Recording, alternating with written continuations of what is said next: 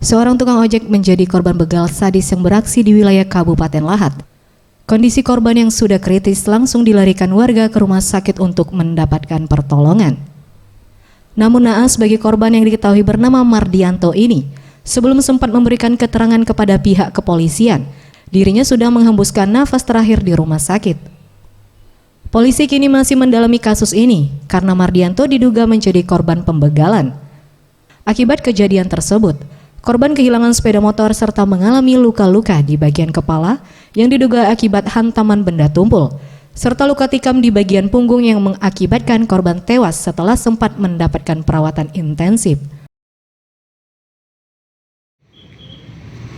Baik, kita mendapat informasi dari masyarakat bahwa telah terjadi begal dan korban berada di rumah sakit yang ditemukan oleh masyarakat, sehingga Satreskrim Polres Lahat langsung mendatangi TKP dan mendatangi rumah sakit dan sempat bertemu dengan korban ini atas nama Mardianto ini.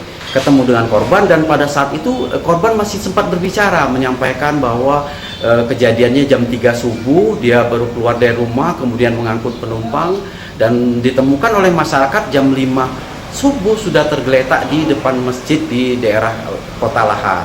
Kemudian berdasarkan informasi ini kita mau membuatkan laporan, ternyata korban ini kondisinya memburuk.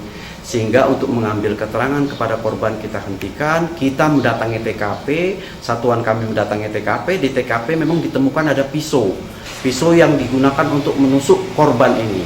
Kemudian kita kembangkan, kita lidik, sementara sekarang Satreskrim Polres Lahat sedang berupaya mencari saksi-saksi, menemukan bukti-bukti untuk mengungkap pelaku.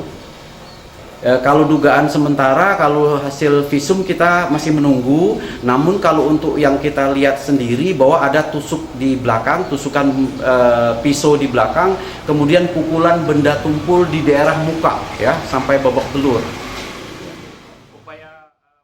Tim Liputan Sriwijaya TV.